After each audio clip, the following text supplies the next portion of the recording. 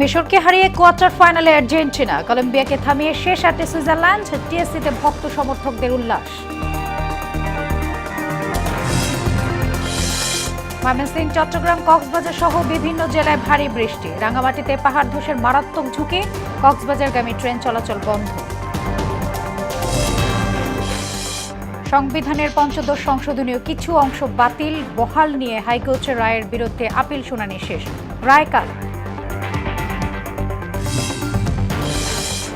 এবং ইরাকে খামেনির মরদেহ, বিমানবন্দরে মহান নেতা সম্মানের সরকারি সংবর্ধনা, নাজাফ ও কারবালায় শ্রদ্ধা জানাতে লাখো মানুষের ঢল।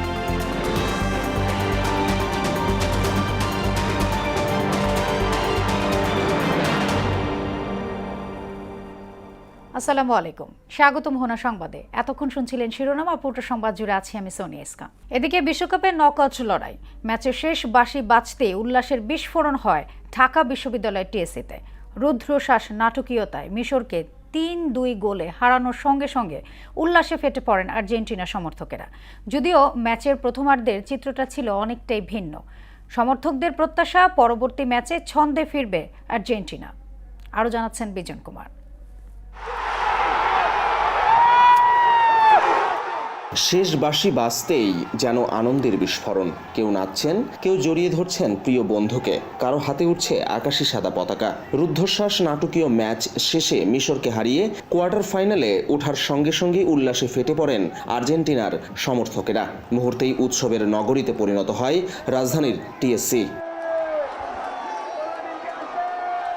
যদিও ম্যাচের প্রথমার্ধের চিত্রটা ছিল একেবারে ভিন্ন। পিছিয়ে পড়ার হতাশা আর উৎকণ্ঠায় ডুবেছিলেন অধিকাংশ আর্জেন্টিনা সমর্থক। তবে দ্বিতীয়ার্ধে নাটকীয় প্রত্যাবর্তনে মুহূর্তেই বদলে যায় পুরো দৃশ্যপট। হতাশা উড়িয়ে দিয়ে টিএসসি জুড়ে শুরু হয় বিজয় উল্লাস। আমরা কেউ আশা করি নাই, হাল সবাই ছেড়ে দিচ্ছি ভাই।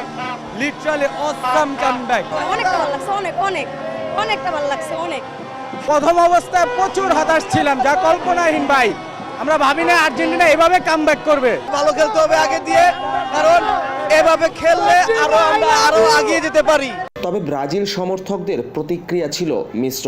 কেউ আর্জেন্টিনার জয়ে হতাশ, আবার কেউ প্রতিদ্বন্দ্বিতার ঊর্ধ্বে উঠে উপভোগ করছেন রুদ্ধশ্বাস ম্যাচটি। আমি ব্রাজিল সাপোর্টার, বাট আজকে আর্জেন্টিনা যেভাবে খেলছে এটা আসলেই মানতে হবে যে তারা অনেক ভালো খেলছে। আর্জেন্টিনা 2টা গোল খাইছে, ওরা খুশিতে নিজের সামনে চলে যাচ্ছে। জায়নামাজ থেকে উঠে যাওয়ার পরে আর্জেন্টিনার চামে 3টে গোল দিয়ে দিয়েছে। ফার্স্টের 75 মিনিট ব্রাজিল ফ্যানদেরকে আমরা শুকিয়ে দিয়েছি, তারপর 15 মিনিট আর পুরো ম্যাচ আমরা নিয়ে নিছি। দ্বিতীয়ার্ধের আর্জেন্টিনার প্রত্যাবর্তন যেমন স্বস্তি জাগিয়েছে, তেমন দলের সামগ্রিক পারফরমেন্স নিয়েও উদ্বেগ রয়েছে সমর্থকদের। তাদের মতে কোয়ার্টার ফাইনালের জয় নিশ্চিত করতে হলে আর্জেন্টিনাকে আরও ছন্দে ফিরতে হবে, খেলতে হবে আরও পরিকল্পিতভাবে। আজকে যেমন সব মাঠে নেমে গেছে, আগে ডিফেন্ডার সব থাকবো। আর্জেন্টিনা জিতছে, খুব ভালো লাগছে। 15 মিনিটে বিশ্বের সেরা গোল। আত্মবিশ্বাস ছিল যে আর্জেন্টিনা মানে শেষ মুহূর্ত পর্যন্ত, মানে শেষ মিনিট পর্যন্ত আমাদের একটা আত্মবিশ্বাস ছিল কিছু না কিছু করবেই। নাটকীয় জয়ে উৎসবের রং ছড়িয়েছেন আর্জেন্টিনার সমর্থকেরা। এখন তাদের অপেক্ষা আরেকটি জয়ের, আর সেই জয়ে বিশ্বকাপ স্বপ্নকে এগিয়ে নিয়ে যাবে আরও এক ধাপ। বিজন কুমার, মোহনা সংবাদ, ঢাকা। রাতভর টানা বৃষ্টিতে পানির নিচে তলিয়ে গেছে ময়মনসিংহ। শহরের প্রধান সড়ক থেকে অলিগলি সবখানেই একই অবস্থা। এদিকে নিম্নচাপের প্রভাবে চট্টগ্রাম, কক্সবাজার, মোংলা ও পায়রা সমুদ্র বন্দরে 3 নম্বর স্থানীয় সতর্ক সংকেত অব্যাহত রয়েছে। এছাড়া তিস্তার বিভিন্ন পয়েন্টে বিপদসীমার উপর দিয়ে প্রবাহিত হচ্ছে পানি। সেখানে স্বল্প মেয়াদী বন্যার পূর্বাভাস দিয়েছে পানি উন্নয়ন বোর্ড। প্রতিনিধিদের তথ্যে আরও জানাচ্ছেন মাহমুদ আক্তার। রাতভর টানা বৃষ্টিতে পানির নিচে ময়মনসিংহ নগরী। শহরের প্রধান প্রধান সড়কসহ অলিগলি, বাসাবাড়িতে জলাবদ্ধতায় সয়লাব। নগরীর ব্যস্ততম চরপাড়া মোড়, হাসপাতাল, পলাশপুর, নওমহল এলাকাসহ বেশিরভাগ এলাকা পানির নিচে তলিয়ে গেছে। এতে কর্মজীবী মানুষসহ বিপাকে পড়েছে শিক্ষার্থীরা। ছাত্রছাত্রীদের পরীক্ষার জন্য এখন ভোগান্তিতে শিকার হচ্ছে, এবং আশেপাশের যারা জনগণ আছে তারা পানির ভোগান্তিতে সমস্যায় ভুগছে। রাস্তাটা যেন, এই রাস্তাটা যে আছে, এই রাস্তাটা যেন উঁচু সিটি কর্পোরেশন উঁচু করে, এটা আমাদের দাবি। ড্রেনগুলি উঁচু হয়েছে, রাস্তাগুলো নিচে পড়ে গেছে, যার কারণে পানির এই জলাবদ্ধতা আমাদের। মৌসুমী বায়ুর প্রভাবে পটুয়াখালীর কলাপাড়ায় টানা 5 দিন ধরে বৃষ্টিপাত হওয়ায় ভোগান্তি নেমে এসেছে জনজীবনে। এতে চরম দুর্ভোগে পড়েছেন বিভিন্ন ছোট যানবাহনের চালক সহ দিনমজুর ও শ্রমজীবী মানুষ। ভারী বৃষ্টিপাতের কারণে অনেক স্থানে পানি জমে জলাবদ্ধতার সৃষ্টি হয়েছে। আবহাওয়া অফিস বলছে উপকূলীয় এলাকায় বজ্রবৃষ্টি সহ ঝড়ো হাওয়া বয়ে যেতে পারে। এর ফলে পটুয়াখালীর পায়রা, চট্টগ্রাম, কক্সবাজার ও মোংলা সমুদ্র বন্দরকে 3 নম্বর স্থানীয় সতর্ক সংকেত দেওয়া হয়েছে। কক্সবাজারে মৌসুমী বায়ু সক্রিয় থাকায় ব্যাপক বৃষ্টিপাত হচ্ছে। এরই মধ্যে 129 মিলিমিটার বৃষ্টিপাত রেকর্ড করা হয়েছে, যার ফলে টেকনাফ সহ জেলার বিভিন্ন নিম্নাঞ্চল প্লাবিত হয়ে জলাবদ্ধতার সৃষ্টি হয়েছে। সুনামগঞ্জ জেলা জুড়ে মঙ্গলবার রাত থেকে শুরু হওয়া টানা মুষলধারে বৃষ্টিপাতে নদ নদীর পানি কিছুটা বৃদ্ধি পেয়েছে। গেল 24 ঘন্টায় সর্বোচ্চ 100 মিলিমিটার বৃষ্টিপাত রেকর্ড করা হয়েছে এবং পানি বেড়েছে 30 সেন্টিমিটার। এছাড়া ভারতের পশ্চিমবঙ্গ ও সিকিমে ভারী বৃষ্টিপাতের কারণে উজানের ঢলে দেশে তিস্তা নদীর পানি বৃদ্ধি পেয়েছে। আগামী 24 থেকে 48 ঘন্টায় তিস্তা, ধরলা ও দুধকুমার নদীর পানি বেড়ে লালমনিরহাট, রংপুর, নীলফামারী ও কুড়িগ্রামে নদীগুলোর পানি বিপদসীমার উপর দিয়ে প্রবাহিত হচ্ছে। এতে স্বল্পমেয়াদী বন্যার শঙ্কা রয়েছে। মাহমুদা আক্তার, মোহনা সংবাদ। টানা বৃষ্টিপাতের কারণে রাঙ্গামাটি জেলায় পাহাড় ধসের মারাত্মক ঝুঁকি দেখা দিয়েছে। সম্ভাব্য দুর্ঘটনা এড়াতে পাহাড়ের ঢালে বসবাসকারীদের নিরাপদ আশ্রয়ে সরে যেতে মাইকিং করছে জেলা প্রশাসন। মহুয়া জান্নাত মনির প্রতিবেদন, জানাচ্ছেন মিশাল বিনতে আনোয়ার। আষাঢ়ের টানা বৃষ্টি শুরু হলেই রাঙামাটির পাহাড়ি জনপদে ভর করে পাহাড় ধসের এক চেনা আতঙ্ক। বেশ কিছুদিন থেকে জেলায় থেমে থেমে মাঝারি হতে ভারী বর্ষণ অব্যাহত রয়েছে। এরই মধ্যে বিভিন্ন পাহাড়ি এলাকায় ছোট ছোট ধস শুরু হওয়ায় দেখা দিয়েছে প্রাণহানির শঙ্কা। জীবিকার তাগিদে বছরের পর বছর ধরে এসব ঝুঁকিপূর্ণ পাহাড়ে বসতি গড়ে তুলেছেন নিম্ন আয়ের মানুষ। সাময়িক আশ্রয়ের চেয়ে এবার স্থায়ী পুনর্বাসনের দাবি জানান তারা। বর্ষাকাল আসলে আমাদেরকে সবাইকে দৌড়ে উঠে মাঠের উপরে আশ্রয়খানটা কোনো ঠিক ঠিকানা নাই, পুল করে না, এখন দৌড়ে আসে, বৃষ্টি এলে আমরা পাহাড় ভেঙে মরে যাব। সরকারি প্রশাসনিক জেলা কর্মকর্তার লোক মনে করেন আইসে বলে যে আমাদেরকে নিয়ে একটা কি পুনর্বাসন করবে, এরকম চলতেই আছে আজ এত বছর। বর্ষায় পাহাড়ের বাসিন্দাদের নিরাপদ আশ্রয় সরিয়ে নেয়ার পাশাপাশি সচেতনতা বাড়াতেও কাজ করছে স্থানীয় সামাজিক সংগঠনগুলো।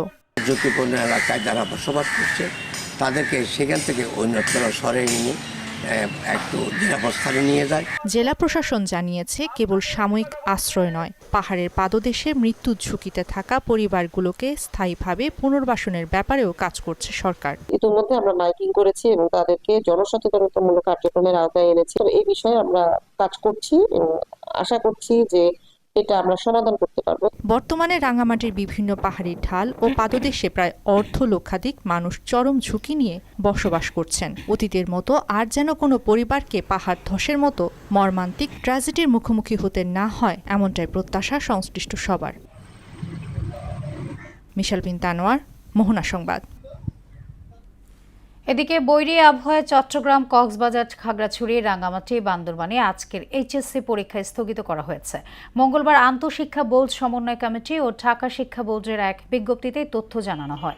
এতে বলা হয়, বৈরী আবহাওয়া ও বন্যা পরিস্থিতি বিবেচনায় চট্টগ্রাম শিক্ষা বোর্ডের আওতাধীন সাধারণ শিক্ষা বোর্ডের এইচএসসি, মাদ্রাসা শিক্ষা বোর্ডের আলিম, কারিগরি শিক্ষা বোর্ড, ভোকেশনাল ও ডিপ্লোমা ইন কমার্স পরীক্ষা স্থগিত করা হলো। টানা দুর্যোগপূর্ণ আবহাওয়া, ভারী বর্ষণ ও পাহাড়ি ঢলের কারণে চট্টগ্রাম কক্সবাজার রেলপথের একাংশ পানির নিচে তলিয়ে যাওয়ায় কক্সবাজারগামী ট্রেন চলাচল বন্ধ রয়েছে। এতে চট্টগ্রাম স্টেশনে আটকা পড়েছেন শত শত যাত্রী। বুধবার ভোরে বাংলাদেশ রেলওয়ের জনসংযোগ পরিচালক আনিসুর রহমানের পাঠানো এক বিজ্ঞপ্তিতে এই তথ্য জানানো হয়েছে। এতে বলা হয়, চট্টগ্রাম ও কক্সবাজার রেলপথের জান আলী হাট ও 16 শহর স্টেশনের মধ্যবর্তী সেকশনে রেল লাইন প্রায় 2 ফুট পানির নিচে ডুবে আছে। এ কারণে নিরাপত্তার স্বার্থে ওই পথে ট্রেন চলাচল সাময়িকভাবে বন্ধ রাখা হয়েছে। দর্শক, এই নিয়ে আরো জানাতে চট্টগ্রাম থেকে যুক্ত হচ্ছেন আমাদের সহকর্মী রিয়াজউদ্দিন। আমরা চলে যাচ্ছি তার কাছে। রিয়াদ, সকাল থেকে কেমন দেখছেন বৃষ্টির পরিস্থিতি? চট্টগ্রামে রেল চলাচল বন্ধ, কি তথ্য আছে এই বিষয়ে আপনার কাছে জানাবেন?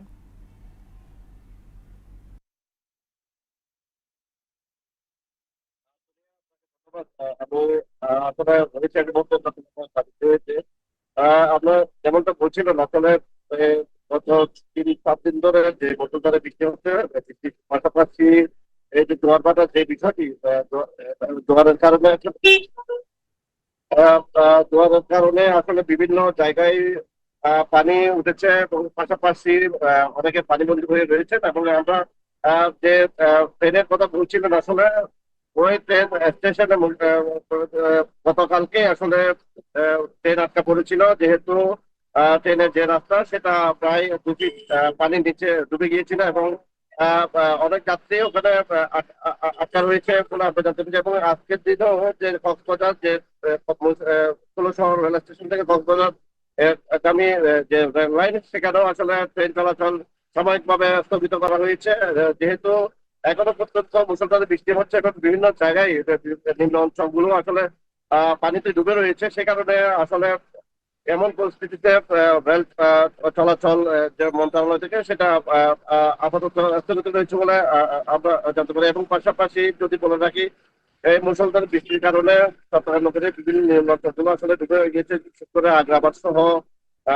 মুরাদপুর এবং বহদ্দারহাট, এইসব নিম্নাঞ্চল যেগুলো রয়েছে এগুলো ডুবে রয়েছে। কিন্তু এবং গতকালকে একজন বৃষ্টির কারণে আসলে দেওয়াল ভেঙে গিয়ে একজন মারা গিয়েছেন, এমনটাও আসলে আমরা জানতে পেরেছি। এই ছিল আসলে চট্টগ্রামের যে বৃষ্টির কারণে স্বাভাবিক জীবনযাত্রা সেটা ব্যাহত হচ্ছে এবং সে কারণে আসলে সাধারণ মানুষগুলো চাকরি সহ বিভিন্ন কাজে যেতে আসলে বিভিন্ন সুযোগ পাওয়া হচ্ছে। এই ছিল আমার কাছে চট্টগ্রাম নগর থেকে খবর।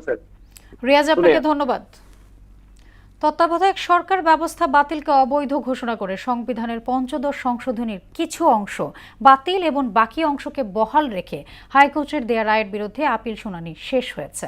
রায় ঘোষণা হবে আগামীকাল সকালে। প্রধান বিচারপতি নেতৃত্বাধীন 4 সদস্যের আপিল বেঞ্চে এই নিয়ে শুনানি শুরু হয়।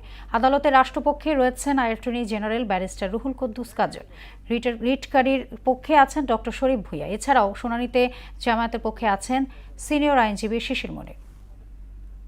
এই ৫৫ সংশোধনী পুরোটা বাতিল করবেন না, এটি আমাদের প্রত্যাশা। পুরোটা বাতিল করলে বেশ কিছু ভ্যাকুয়াম বা শূন্যতা দেখা দিবে।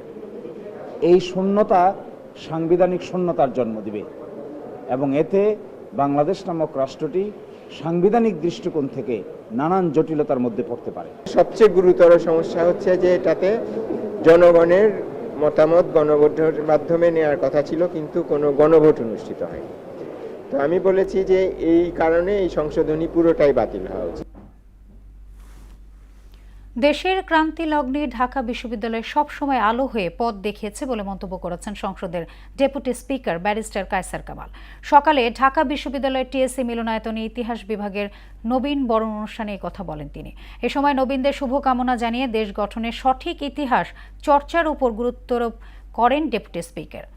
পাশাপাশি দেশের ইতিহাসে ঢাকা বিশ্ববিদ্যালয়ের অবদান তুলে ধরেন তিনি। বলেন, ৫২ ভাষা আন্দোলন থেকে শুরু করে ২৪-এর গণ অভ্যুত্থানে ঢাকা বিশ্ববিদ্যালয় সব সময় আলোর পথ দেখিয়েছে, অনুপ্রেরণা জুগিয়েছে ন্যায্য দাবি আদায়ের আন্দোলনে।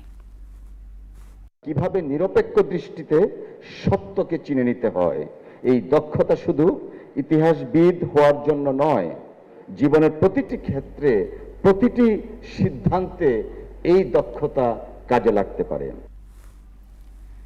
এবার খামেনির বিদায়ের খবর।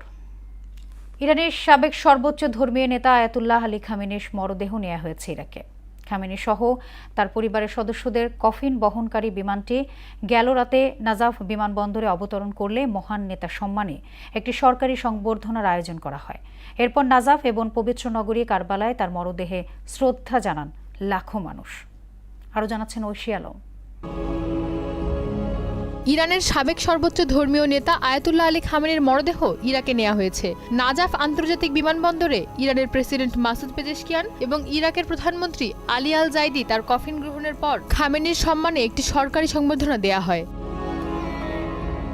নাজাফে ইমাম আলীর মাজার এবং কারবালায় ইমাম হুসেন রাজিয়াল্লাহর মাজার এবং হজরত আব্বাসের মাজারে নেওয়া হয় খামেনির মরদেহ। এতে লাখো ইরাকি অংশ নেন।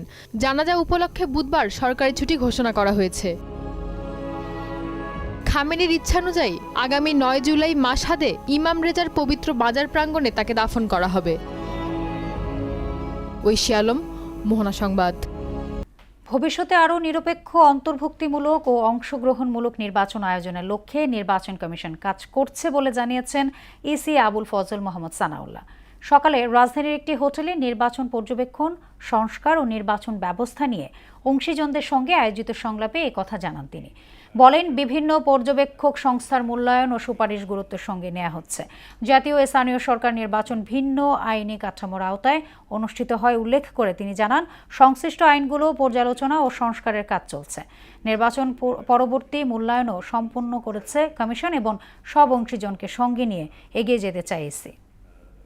And as an entry point to democracy, the election definitely has to undergo continuous review and rigorous discussions. Unfortunately, perhaps we lost some time in the bygone days, but with a renewed vigor in our democracy after a free, fair and credible election, I think the process of review and assessment has to be institutionalized in the earnest. বান্দরবানের সদর হাসপাতালে প্রায় 4 কোটি টাকার টেন্ডারে অনিয়মের অভিযোগ উঠেছে।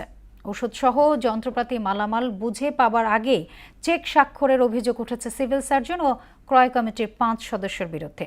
বিষয়টি নিয়ে তদন্তে নেমেছে বান্দরবান পার্বত্য জেলা পরিষদের একটি তদন্ত টিম। রাহুল বড়ুয়া ছোটনের তথ্যচিত্রে বিস্তারিত জানাচ্ছেন ডলি বিনতে মনোয়ারা।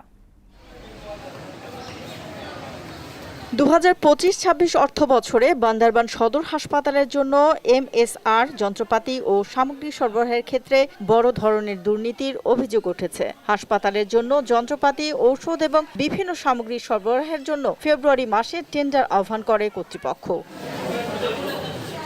3 কোটি 92 লাখ টাকা টেন্ডারে মালামাল সরবরাহের জন্য কার্যাদেশ পায় MSM Bangladesh, MSM health care ও আলমগীর অ্যান্ড ব্রাদার্স নামে 3টি ঠিকাদারি প্রতিষ্ঠান। টেন্ডার প্রক্রিয়ায় দুর্নীতি সহ নানা অপকর্মে স্বাস্থ্য বিভাগের কর্মকর্তারা জড়িত বলে জানান স্থানীয় ঠিকাদাররা। সিভিল সার্জনকে বিভিন্নভাবে অভিহিত করেছি, আপনি যাদের সাথে কথা বলছেন, যাদেরকে দিতে চাচ্ছেন, তাদের ম্যাক্সিমাম পেপারসগুলো ভুয়া এবং জালিয়াত, ঠিক আছে, এবং এগুলো দিয়ে আপনাকে ফ্রড করা হচ্ছে। ওনাকে বারবার আমরা এই জিনিসগুলো আমাকে মেসেজ ওনাকে আমরা দেওয়া হয়েছে। চুক্তি সাইন হয়েছে জুন মাসে 10 তারিখ, অলমোস্ট 90% আমরা পৌঁছে দিয়েছি। সম্পূর্ণ মালামাল বুঝে না পেলেও ঊর্ধ্বতন কর্তৃপক্ষের নির্দেশে মালামাল বুঝে পাবার প্রত্যয়নপত্রে স্বাক্ষর করেছে বলে জানান সদর হাসপাতালের স্টোর কিপার। কর্তৃপক্ষ আমাকে বলেছেন যে সিগনেচার করার জন্য, দেন আমি এটা সিগনেচার করে ফেলেছি। তবে ঠিকাদারের সাথে আমাদের কথা হয়, উনি আমাদেরকে বলেছেন যে আপনার উইদিন 1 মান্থ অথবা 1.5 মাসের মধ্যে মালামালগুলো বুঝিয়ে দিবেন, তাই আমি ওখানে সিগনেচার করেছি। টেন্ডারের মালামাল পর্যায়ক্রমে ঠিকাদারি প্রতিষ্ঠান সরবরাহ করছে বলে জানান হাসপাতালের আবাসিক মেডিকেল অফিসার। অলরেডি কিন্তু প্রায় 90-95% মতো জিনিসপত্র ঢুকে গেছে, ওষুধগুলি আসতে কয়েকদিন সময় লাগে। অভিযোগ অস্বীকার করে সিভিল সার্জন বলেন, একটি কুচক্রী মহল তার বিরুদ্ধে ষড়যন্ত্র করছে। আমি মনে করছি আসলে এটা আসলে সম্মানহানি করার জন্য একটা অসাধু চক্র আমার পিছনে লেগেছে। এটার সাথে বাস্তবতার কোনো মিল নেই। আপনারা যদি স্টোরে যদি পর্যবেক্ষণ করেন, আপনারা দেখবেন যে আমাদের মালামাল অলমোস্ট এখন 95-97% অলরেডি মালামাল আমাদের এখানে স্টোরে মজুদ আছে। পার্বত্য জেলা পরিষদের মুখ্য নির্বাহী কর্মকর্তা জানান, দুর্নীতির অভিযোগে তদন্ত চলছে, পরে বিস্তারিত জানানো হবে। যে টেন্ডারিং প্রসিডিউর যেটা ছিল সেটা প্রথমে দেখব, এটা সঠিকভাবে হয়েছে কিনা, এই ডকুমেন্টগুলো আমরা দেখব। পাশাপাশি টেন্ডারিং যে আইটেমগুলো ছিল এগুলো প্রপারলি প্রকিউরমেন্ট হয়েছে কিনা, ঠিকভাবে কেনাকাটা হয়েছে কিনা, এগুলো আমরা দেখবো এবং রিপোর্ট আকারে নিয়ে আসবো। বান্দরবানের স্বাস্থ্য খাতে স্বচ্ছতা ও জবাবদিহিতা নিয়ে নতুন করে প্রশ্ন উঠেছে। সচেতন মহল বলছে, জনগণের অর্থে পরিচালিত এমন বড় প্রকল্পে নিরপেক্ষ তদন্ত ছাড়া প্রকৃত সত্য সামনে আসবে না। ডলি বিনতে মনোয়ারা, মোহনা সংবাদ। আবারও জানাবো আন্তর্জাতিক সংবাদ।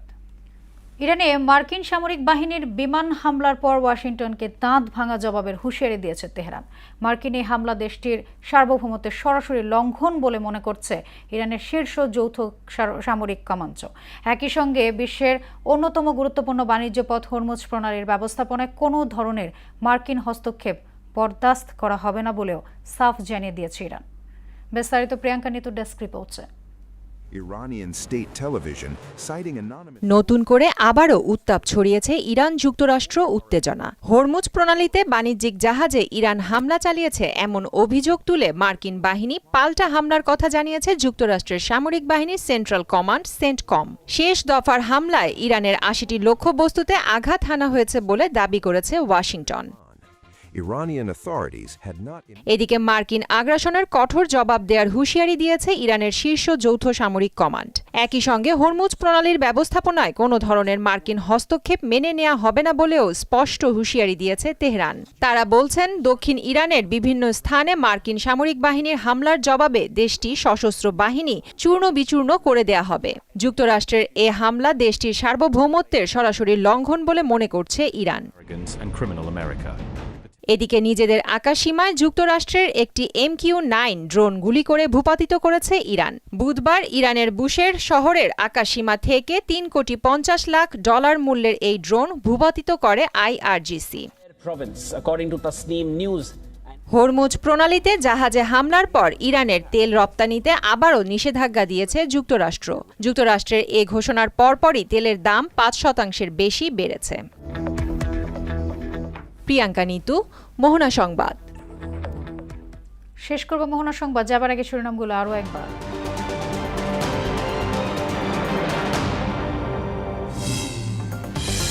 মিশরকে হারিয়ে কোয়ার্টার ফাইনালে আর্জেন্টিনা, কলম্বিয়াকে থামিয়ে শেষ 8-এ সুইজারল্যান্ড, টিএসসিতে ভক্ত সমর্থকদের উল্লাস। ময়মনসিংহ, চট্টগ্রাম, কক্সবাজার সহ বিভিন্ন জেলায় ভারী বৃষ্টি, রাঙামাটিতে পাহাড় ধসে মারাত্মক ঝুঁকি, কক্সবাজারগামী ট্রেন চলাচল বন্ধ। সংবিধানের পঞ্চদশ সংশোধনের কিছু অংশ বাতিল, বহাল নিয়ে হাইকোর্টের রায়ের বিরুদ্ধে আপিল শুনানি শেষ, রায় কাল।